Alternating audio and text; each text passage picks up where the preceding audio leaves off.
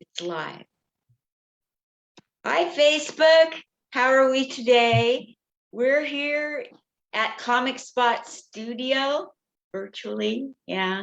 We're doing another interview. This is interview number 805. Yeah. Kick back, enjoy yourselves.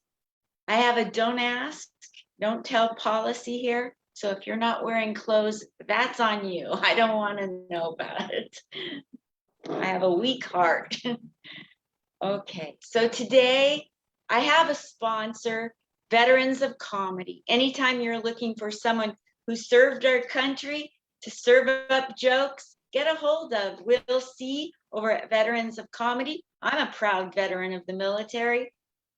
It's not too late for you, maybe. Okay, so the intro today has to be said in all caps, not because I'm shouting, because I revere this man and his career, all his accomplishments. I do.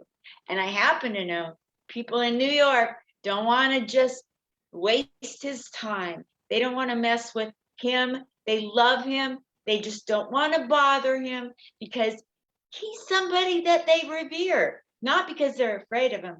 They think a lot of him. I know this for a fact. So now I'll do the official intro that he sent me. Your guest, Neil Berliner. Yep, if you're young and you have Google at your fingertips, you have no excuse not to know him, because now you're going to hear his intro. You've got Google, and you're going to have this interview. Here we go. Neil Berliner. Today, my guest is Neil Berliner, pronounced like the city, Berlin plus Longtime comedy writer, stand-up, and joke writing teacher. Neil's comedy has been on the Howard Stern Show, Mad Magazine, and the Roast for Comedy Central, the Friars Club, and many other major roast venues. He has taught joke writing at the World Series of Comedy in my city, Las Vegas, and the People's Improv Theater in New York City. Neil is also a practicing medical doctor. I'm so proud he's here. I'm happy to introduce you to him so you at home, maybe with your clothes on, can get behind his career and help support it wherever he wants it to go.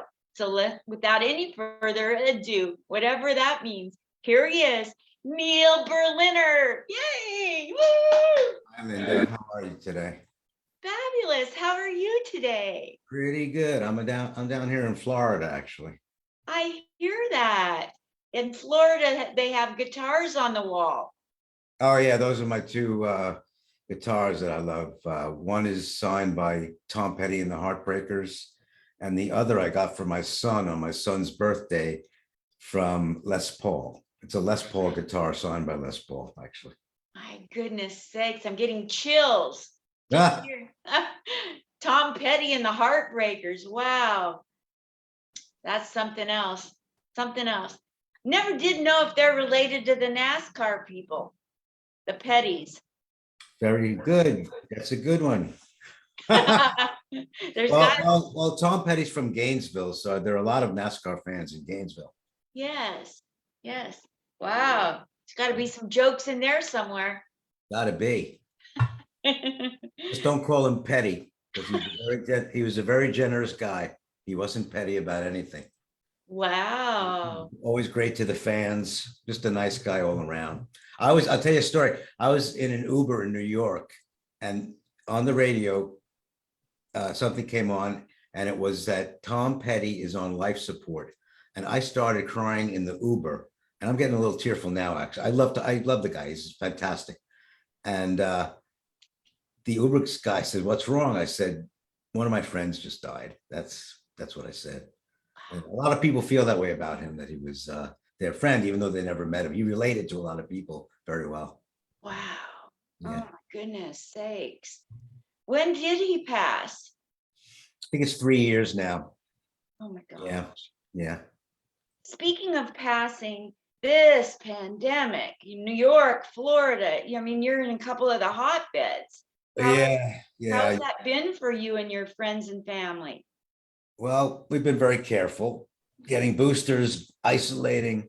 Although now it's sort of loosening up in Florida. We eat outdoors and restaurants outdoors only. So That's you good. know, and we also work out of the house. My wife and I both work out of the house. So that's pretty good. And my sons work out of their houses too. So at least we're not exposed to that many people. Yes. And I hear you're in your intro that you're a medical doctor. What type of medical doctor? I'm a psychiatrist, actually. Oh, awesome. I have a brain injury. Really? Yes. I overcompensate so you don't see it. Well, you're compensating pretty well. Thank you. I got it for free. 805 interviews. You must have compensated very well. Yeah. People love it when I make mistakes, and I've learned to laugh through my mistakes. That's what you got to do. Yeah. So let's go back in time. That's what I like to time travel with my guests. Mhm. Who were you growing up? I know who you are today with how much people love you, and all look at all the pictures with Sarah Silverman and, oh my gosh, Jerry Seinfeld, bumping elbows with the top, and all the big comedy wrote. Who were you, and did anybody see this coming? Yeah, it came out of left field. I was very, very lucky.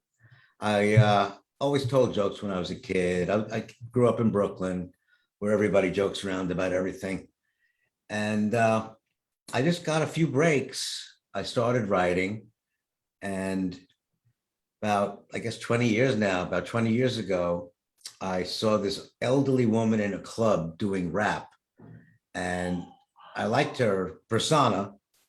And I walked up to her at the end of her set and I said, I write some comedy. How would you feel about me writing for you for free and seeing what happens? So her lyrics that she was writing for herself, and she's the original rapping granny, the one before the wedding singer rapping granny. This is a woman who became the rapping granny.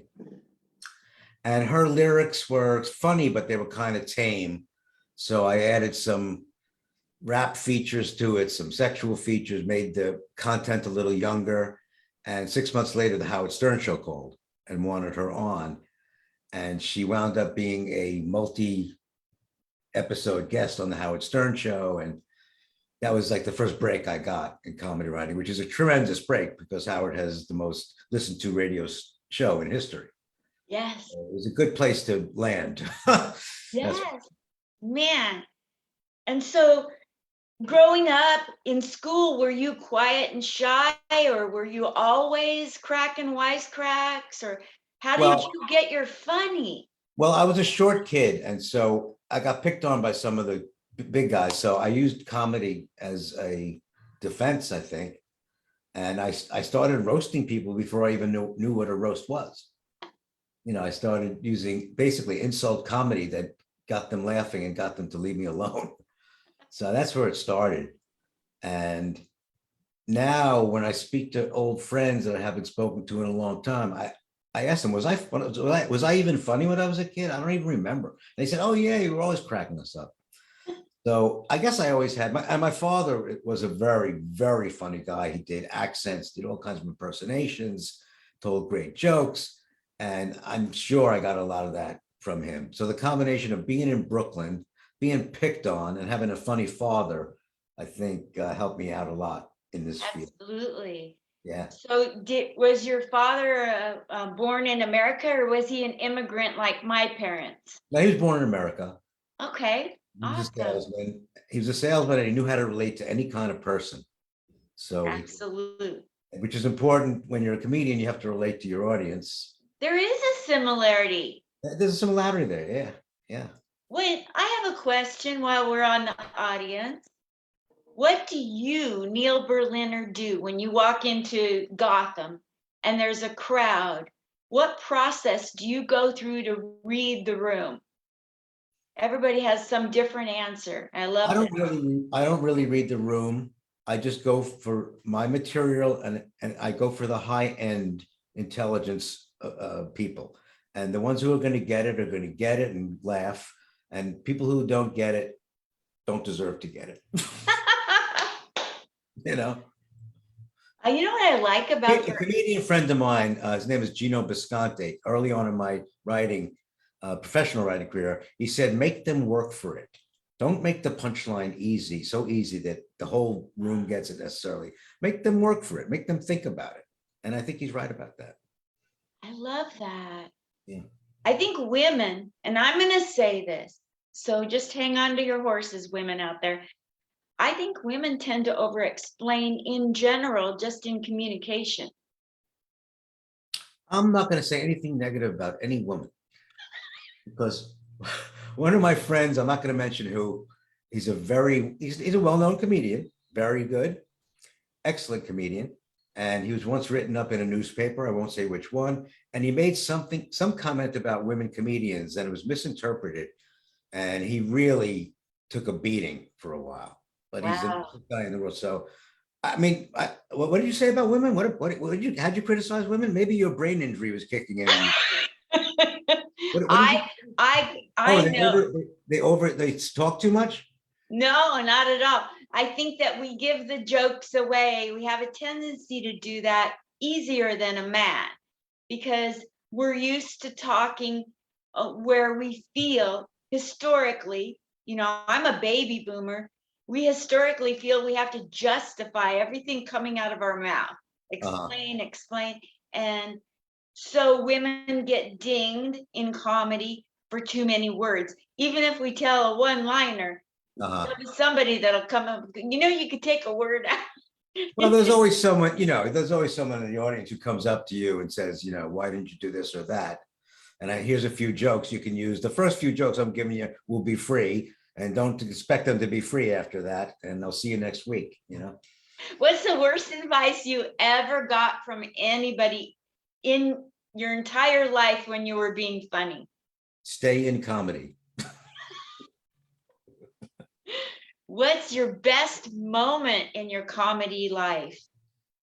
The best moment in my comedy life that reached the most people was the roast of Matt Lauer for the Friars Club. I have to go watch that. Okay, you can't watch it because I don't even think it was filmed. Thank God it wasn't filmed. Anyway, the roast was about, well, it was before he had all his problems, and one of the people on the panel, one of the roastees was Katie Couric, and she wanted the writers to come up. I'm sorry, I got an alarm going off here. Katie Couric wanted us to come up with little known facts about Matt Lauer. So what I wrote was, he loves to eat curry. Now, picture you laughing times 1,500 people with all the media there, all the top news people there. Ann Curry takes a piece of paper, puts it over her face. She turned red. The next day it was written up it was all over the media about the best line in this Matt Lauer roast. And then years later, it comes out that he has all these sexual issues with people. But we didn't know about that back then. I just wrote the line. I just thought it was funny. Yes. Oh my gosh. So what's the funniest, best thing that ever came out of your mouth? Was that it? Or is there some other? That's hard to beat. Come on. That was hard to beat. I can't beat that. I mean, I've written tons of jokes. It's hard I don't really remember individual jokes necessarily, but I mean, yeah, it's tough. I remember that one because it got so much publicity. Yeah. I love asking this question. Everybody seems to have a joke they've written and it rarely works. And they haven't figured out how to make it work. And they love it the way it is. And they refuse to give it up. I absolutely have one like that. And I refuse to stop using it. So every year with baseball spring training, I wrote this is my spring training joke. The joke is, come on, you can do it. Get down those stairs. Come on, Slinky, you can do it. Spring training.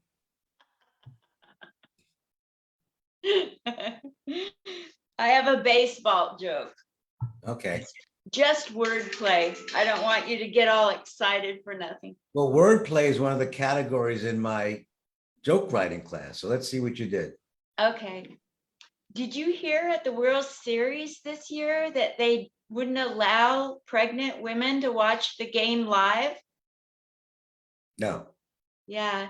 Something about not wanting to see a seventh inning stretch mark. Ah, that's good. Thank you. I got the Berliner It's stamp. taking stretch to stretch mark. I like that. Yeah. Thank you.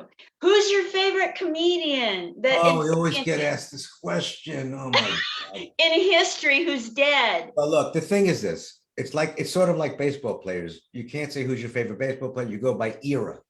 You go by decades and things like that. So my first exposure was the Ed Sullivan Show. So I was exposed to Alan King, London Lee, who I later met in life. Um, who else? Besides those, I'll think of them as we go along, but those When two you stand out right now. Okay, here's the thing I want to know. I get to ask things I really want to know. This is what I like. When you're walking down the streets in New York, you go back to Brooklyn where you grew up, you're in Florida.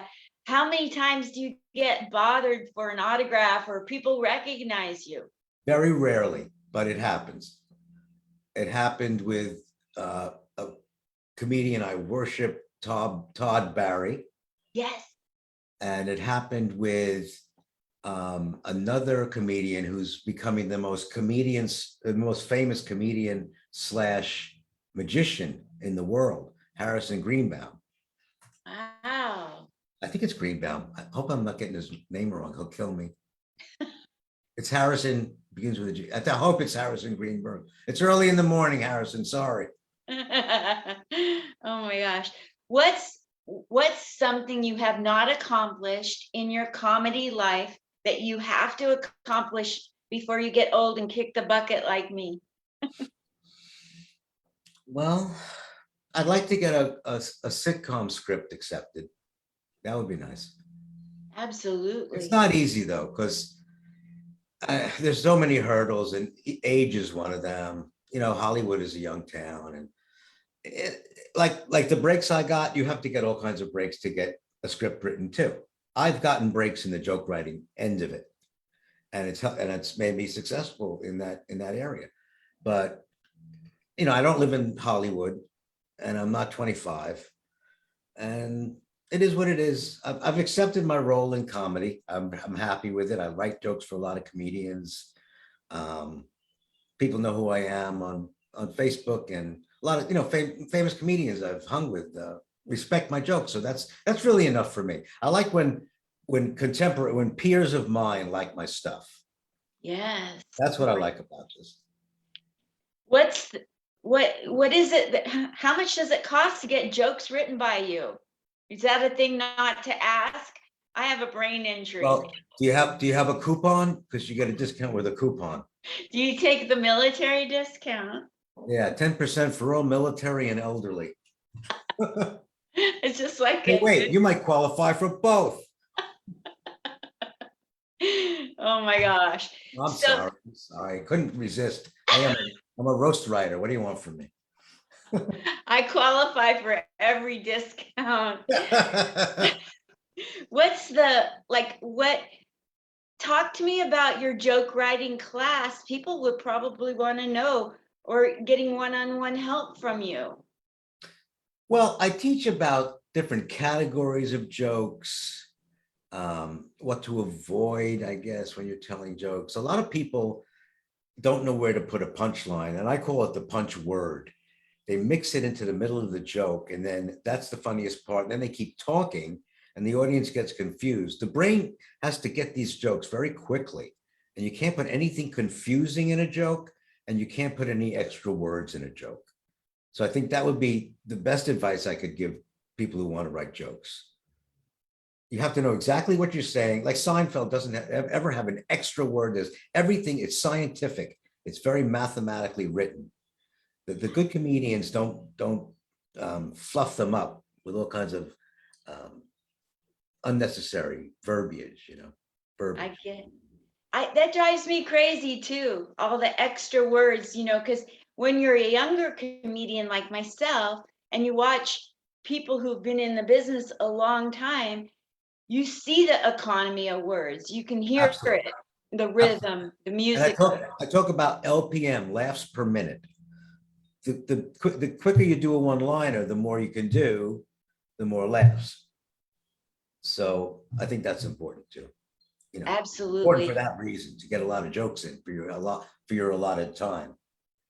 One of my favorite younger, I mean, he's been in the business 20 some years, but younger, on the younger spectrum of things, is Adam Hunter, because he's like a roaster and he has so many laughs per minute. And that's fun to watch because he's younger, using an old style and mastering it. Right. I've seen him on the billboards in Vegas, actually. Big billboards of him. Yeah. Yeah, heck of a nice guy. He roasts the UFC fighters. He got into that niche. Uh-huh. And that's fun to watch because they love being, roasted or bullied, shall we Right. say. They love it. I think every category performer considers it an honor to be roasted. Yes. Because I've roasted a lot of, they're mostly non-comedians who get roasted on, at least on Comedy Central, you know. And for Yeah. the flyers too. There's all people who are not comedians get roasted. And How do we keep the level of the quality of roasting up higher? Back like it used to be in my day when those were, oh, they'd probably all get canceled, but they were great roasts. They were, well, they had to write good lines because they couldn't curse. They couldn't use bad language. There's a lot of things they couldn't do that we can do now. So they had to be quality jokes. They had to be really top quality jokes. that makes a difference, doesn't it? Yeah, absolutely. What would you like to say to the world about comedy, about, I don't know. One thing I like getting my guests, like they have a lot of background like you do in comedy, to talk about is how to be ethical, how to quit being a schmuck in the business and be one of the good guys, and rise up because you're something to be revered, and you've really mastered that. Your reputation does precede you. Thank you. Thank you. The $20 worked. I would say be nice to everybody, even the people you can't stand.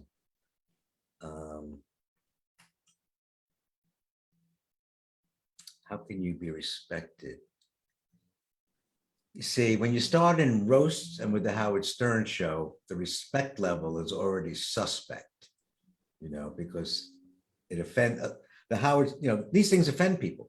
So I guess if you stay away from offensive categories of jokes, that could help out.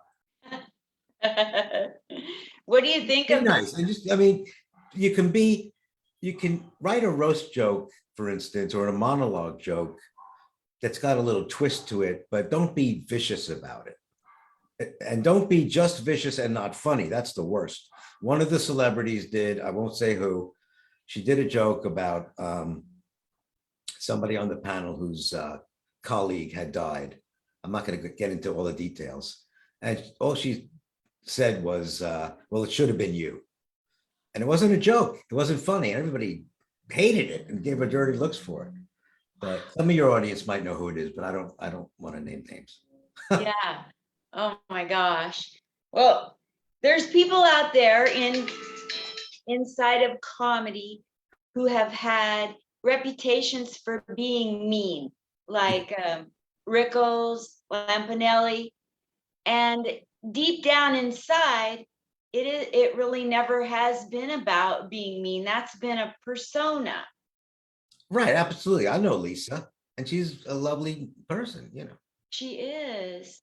So, I never met Rickles. He was one of my favorites, but I never met him actually. But I'm so sure in private life, he was nice to people. yeah, I have a feeling. I just have a feeling about that. I bet you're right. And even Joan Rivers, as much as she used to like to rip into, I don't know, gossip on stage, she had a heart of gold. people, the stories that have come out about her taking off her own necklaces and giving them to strangers if they gave her a compliment. Well, you just reminded me of something I heard about Jack Benny, actually. He was before my time, but Me too. he had the reputation of being cheap. And in real life, apparently he overtipped everybody just because of the persona. So he was a Yeah, nice. I'm a little bit Jewish, and when I go to a garage sale, this is not my shtick. I don't say it on stage, but I will purposefully let them know that my background, my heritage is Jewish, and then I'll walk around and look at. I find a way to sneak it in the conversation, and then I'll look at stuff, and I'll go, "How much do you want for this jacket?" And they'll say 20, and I'll give them 40 just to watch them go tilt. I've never used the Jewish angle to save money or do anything like that. Maybe I should start. I don't know. For you, 10. Everybody else, 15. Oh, now out here in Vegas, California, Oregon, a lot of times the younger comics say at mics and baby shows, they'll use the punchline, "the effing Jews." And I get triggered. I'm like, that is not a punchline. That's hate. Right, that's what I meant before. Offensive, but not funny. What does adding that word, how does it help the joke? Okay, it doesn't help the joke. It will only alienate a few people in the crowd. That's all it can do. And a lot of Jews go to comedy clubs. A lot of Jews still run Hollywood. Comedy clubs, exactly. Yeah. We run the media, remember? Have you ever entertained the troops? I was asked to entertain the troops, but I couldn't learn Iraqi language fast enough. So I couldn't entertain them. Boy, you walked right into that. I love that joke of mine. And thanks for setting me up. We didn't have a pre-interview or anything, but you let me tell one of my favorite jokes. Thank you. Is that arachnophobia? That's pretty good. You can have it. I'll be delighted if you say it. You want to get rid of it. A whole lot of jokes, yeah. So what is your process, your favorite process that seems to work for you getting past writer's block, coming up with jokes? Like, you turn down the lights, light a candle, jump in the bathtub. Where does comedy come out of you best? I think I'm always thinking in terms of jokes. Everything to me, I want to turn it into a joke. And Seinfeld once said that too. I heard him say that everything you see in life, you can convert into something funny. So I'm constantly thinking of jokes. So that's how, I mean, if you think of it all the time, once in a while, something funny is going to come out, Yes. One other famous comedian said, yeah, I do a lot of cocaine, but I'm constantly talking when I'm doing cocaine. So every once in a while, something funny will result from that. So that's why I do a lot of cocaine. I don't do drugs, but I'm just saying, one famous comedian once said that. I don't do drugs either. I don't need them. I have a brain injury. Call back on my not even Depakote? No, I'll tell you, if you put me on Prozac, I'm like Robin Williams on crack. Well, Prozac is an activating drug to many people. It sort of revs them up. Yeah, it did. Especially when the time you took the whole bottle at once, that wasn't any good. You got really revved up from that. I had a shrink. We'll call her a doctor, but I went to her room for help, and she had magnets all over the place, like grandma's house. I felt like I was in, a room with one refrigerator.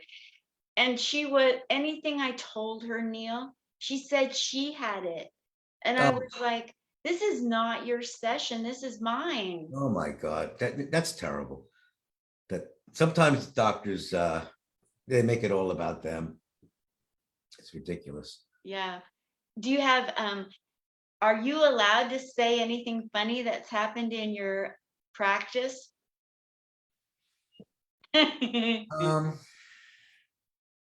I can't think of anything offhand. If go to the next question, I'll think about it. Okay, I didn't have a next question. Oh no, this is going so fast. I can't believe it. I'm having so much fun. The I funny make thing time stand still. the funniest thing about my practice is that I never made much money. The way I made money in medicine was to be a speaker, a national speaker for drug companies. Wow. And that paid very, very well. I would go from city to city and do talks. That helped me to do stand-up comedy too. It trained me. I did talks for drug companies before I ever got on a stage, and I would make the talks funny. And that's why I became popular as a drug company speaker. The drug reps liked that because a lot of the drug company talks were done by professors who were very dry. And I always injected humors into those talks. So that really helped me. It trained me to be able to get on stage. Absolutely. Yeah. Man, so now do you write, do comedy writing, do you inject humor into boring speeches for people? Do I inject funny stuff into boring speeches, did you say? Mhm. Yeah, yeah, sure. I Aw- once did oh, I don't want to see, I don't want to identify I can't tell you this because some comedians don't want to be known to be that they have a writer. Exactly. So I can't divulge too much stuff. Some comedians don't care. I mean, the best comedians, a lot of the best comedians have writers. They have a writing team. Thank you. I mean, look at everybody who's in late night TV. You have a room full of writers writing the monologues. That's right. So it's not, I don't think it's something to be ashamed of if you have a writer or even have a writing partner. You know, if you're a comedian and you just want to bounce jokes off somebody else and make them better, there's nothing wrong with that. You know, No, there's nothing wrong with that. no. I love telling my jokes to Uber drivers, Uh-huh. especially if they don't know So English you real must well. speak a lot of languages. Yeah. What's the worst thing that you ever had happen to you when you told a joke to somebody? Like one-on-one or off stage? Well, nothing really bad has ever happened to me, but I was on my friend's show. His name is Todd Montesi. He runs a show in New York, probably the longest running weekly live show in Manhattan. And there was one guy in the audience, and he was telling stories, and he wasn't telling one-liners. And the guy in the audience was drunk, and he said, "I want jokes. I want jokes. I don't like this is bullshit. I don't want." And he took a chair and he threw it at him. Threw it at Todd, and all the comedians got together and like threw him out of the comedy club. And then I followed him. I followed that guy. So Oh, okay, comedy basic question. How do you follow something catastrophic like that? well, I think you pay attention to. Well, it's a funny thing. It was during the Bill Cosby problem. Okay, and I had in my pocket about 15 Bill Cosby jokes I had written. So I said to the audience, I'm not taking any chances. All I'm going to do is read you these jokes. It's just going to be jokes. And I just read 15 jokes and walked off. Oh my gosh. So, what's the best piece of advice you have for newer comedians who maybe haven't gotten any breaks or made it big in any way, but they're still grinding, grinding? Well, I think I tell about this in my course as well. I've been to tons of open mics. Um, First of all, I think you have to pay respect to the other comedians. Don't sit in the audience just looking at your phone and your jokes in notes. Okay, right? Am I right? I'm so Because tired of that. if you want people to laugh at your stuff, at least have enough courtesy to listen to the other guys going up and the girls going up, you know?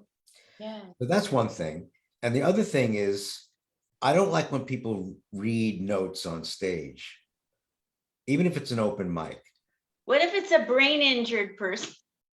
Well, then you get a pass. You get a pass. But I don't do it anymore, but I did. okay. But I would say that I'd rather have a young comedian at an open mic doing three good jokes and walking off than doing the 5 minutes that they were allotted. In other words, like Rodney Dangerfield said, every one of my jokes has to kill. I can't have a mediocre joke in the mix. It's not, I will not do that. If it's a halfway decent joke, it's not going in my act. So write the best thing you can. If it's 3 jokes, 4 jokes, whatever it is, even if you're allotted more time, I'd rather have you do well during those 3 minutes, during those 3 or 4 jokes than being up there futzing around for 5 minutes. Can we talk about my pet peeve, please? Think about what? Talk I about what? have a pet peeve, a comedy Yeah. pet peeve. I want you to speak to it because you're like the rabbi of comedy. Ah, So, and let me tell you, I was very good friends with Jackie Mason. For years, oh, I was the head of his fan club. I got very close with Jackie Mason. oh, Got very depressed when he died recently too. so And sad. he was a rabbi before he was a comedian. Yes. Can you speak to how people get on stage these days and they just go like hopscotching one premise to the next with no punchline? Can you please? Well, no punchline and no segue. There you go. Right. Well, one guy I remember, he got on stage with a clipboard and a pencil, and he had, well, first of all, what I do, if I get on stage, because most of my jokes are monologue jokes or roast jokes, so they're not connected. So I'll get up on stage and say, the last guy was so smooth. He went from topic to topic so smoothly. He had great segues. For me, you get no segues. It's all joke, joke, joke, different topic. Get used to it. If you don't like it, what can I do for you? I'm sorry. So this guy did sort of the same thing. He got on stage with a clipboard and a pencil. He would tell a joke, then make a check mark and say, okay, next joke. And he would do the next, and after every joke, he would say, okay, next joke. So that was his segue, in fact, in essence, and it worked. People got used to the fact that this guy's not gonna segue smoothly. And also Andy Kindler does that. Andy Kindler, one of my favorite comedians, and he's a great guy, Andy Kindler. Oh my gosh. He's a fantastic person and he's very well respected. And he was very nice to me. I met Andy Kindler at a concert. Amy Mann, who was the lead singer in a band called Till Tuesday, they had a hit called Voices Carry. I don't know if you remember this, with the brain damage and all. I don't know. Anyway, Amy Mann was doing a show, and she's a very funny person too. She decided that at her show, during this tour, she's not going to do banter in between songs. She was going to bring up comedians in between each song, okay, to do her banter for her. Then she would go into another song. So I was a big Amy, and still am a big Amy Mann fan. So I was at this show in New York, and I was first row. I had to get first row, right? Because I love Amy Mann. And Andy Kindler was sitting next to me. At that time, I didn't know who Andy Kindler was. So he was one of the banter comedians that she hired. So I'm sitting next to Andy Kindler, and during Amy's concert, I'm like voicing all the words. I know all the words, all her songs, and he could see I was a real fan. So he got up, and then I said, "Wow, he's one of the comedians. I can't believe it." So at the end of the show, I said, "Andy, would you mind asking Amy to get the set list of her songs and bring it back to me? I'll wait here if she could sign it for me. I'm a big fan of hers." He said, "Absolutely." And tell me, what's your name? I said, "My name's Neil." 5 minutes later, he brings back the set list, says, I said, "I'm coming to the show tomorrow night too." There were 2 shows. So he brings me back the autograph set list. It said, "Dear Neil, thanks so much. Can't wait to see you tomorrow night. Love, Amy." So the story was basically that Andy Kindler is such a cool guy. Oh, that's so To great. have done that for somebody he never even met, And Wow. now he's one of my favorite comedians. Oh my gosh. If you could sit down and have coffee or a drink with anybody besides Barack Obama, I mean, any comedian, who would it be?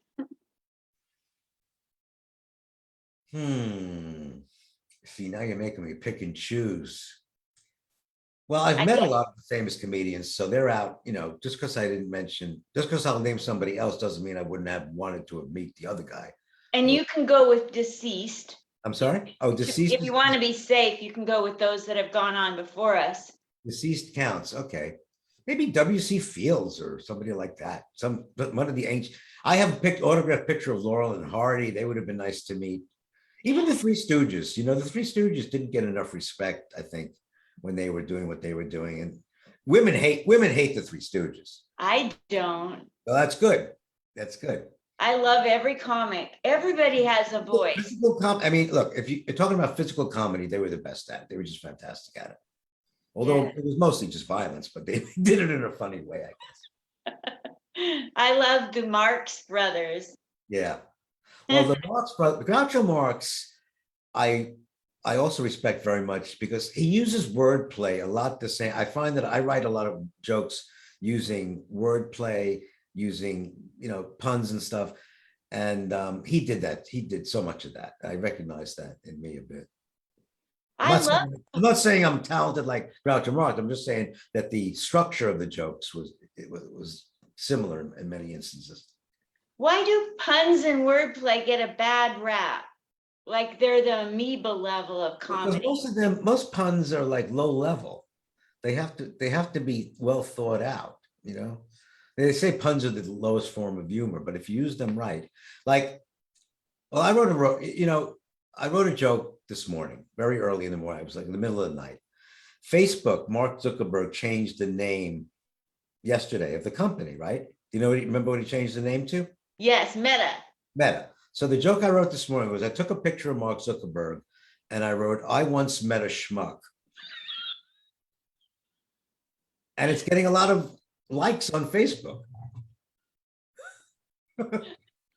Even I like that joke. See, some jokes of mine I'm not thrilled with, but they just come out of my head. Other jokes of mine I like. And I know they're going to do well. And the best jokes of mine are the ones that my kids like.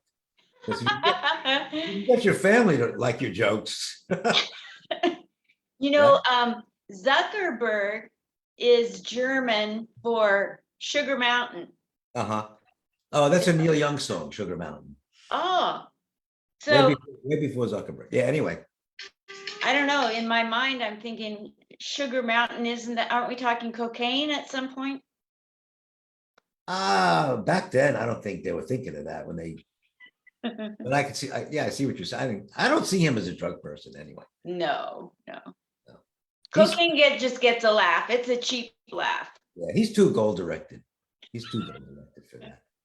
Do you think I would have made it into the first round draft pick of Facebook?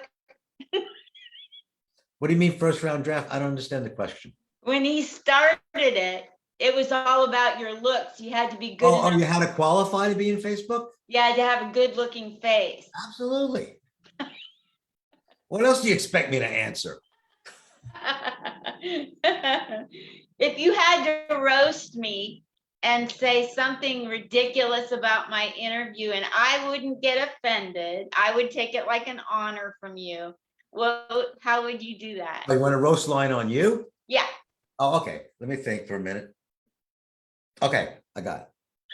You used to have to be famous to get roasted. Then it could just be anybody getting roasted. But in this case with Linda, they even abandoned the 64 chromosome rule. I like that. I like you because you laugh at my stuff. Is this a fake laugh? I'm going to look at your other interviews and see if you laugh at everything. You should look at the one where Rich Voss refused to let me interview him, and he was interviewing me, telling me how crazy I was the whole time. I only met Rich once. Very nice to me. That have been the. That was my favorite interview till now. Thank you for a wonderful interview, Neil. It's over. I'm just starting to get rolling and having fun. Get out the guitars. You're a good interviewer because you ask questions that not everybody asks, and the time went fast. Those are my two criteria. Wow, thank you so much. That's what all my lovers say too. There are multiples. Oh, okay. Hundreds. Okay. Well, I'd like you to tell people where to follow you, where you're going to be performing. That kind of stuff. Social media. Yeah, I would just say friend me on Facebook. That's the best way. I put jokes on Facebook because most jokes of mine are throwaways. They're topical. and use them once, although a lot of them can be repeated, they stand the test of time. But I put a lot of stuff on Facebook. I'm not afraid to do that. And if they want to get in touch with me, they're welcome to do so. I'll friend them. I better get a lot of friend requests. This was live, right? It was Facebook Live, right? Facebook Live, Yes. and it's going to go to my YouTube. So Oh, it's cool. going to be there forever. Okay. So I should get a lot of friend requests. Yeah, Yeah. you should. Well, thank you so They'll much. probably just ask about the guitars behind me. That's all they're going to care. Do you play? Oh yeah, I'm in a band. I'm actually a lead singer in a rock band. No way. I am. We're a cover band. We do all kinds of, we play other group songs, but I even got a joke on that. I want to hear it. The band I'm in gets requests from the audience for the same song every time we play. Every time we play live.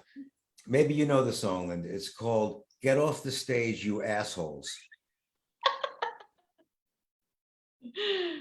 Okay, I have a song joke for you. All right. It's not perfected, so feel free. I can punch it up, right? Or punch me out. So I'm a baby boomer, and I know that's nobody really cares, but hey, we are pretty hip, I mean, except for the part that we are the ones that came up with Precious and Few by Climax. What's that about? Well, I didn't hear the punchline. It got mumbled in my ears, the punchline. It got mumbled in my We mouth. came up with what? We're the ones that created Precious and Few by the band Climax. Oh, okay. Kind of like our lives. I hate that song. Whoever came up, were they sitting around going, I've never said this before. Were they Precious sitting and around Few. going, Precious and Few. I want to tell you something about that song now that I think of it. And wasn't that a ripoff of the song Cherish by the Association? I think it was. If you listen to Precious and Few, I guarantee you as a musician, this is true. If you listen to the tune of Precious and Few, it's Cherish. Wow, it is. Listen to both songs one after the other, and you see what I mean. They're in my head right now, and they're identical. They're the same tune. They are. I once thought that maybe the Association got together again and wanted another hit and just used that somehow. I bet you. But that tune to me, those tunes are identical. Exactly. Right? Am I right? Yeah. Yeah. You are. Why would you have a band named Climax, first of all? And why would you write a song about Precious and Few? Have you heard people do a joke about Precious and Few by Climax? No. Get off this joke. People avoid the topic. Maybe I should.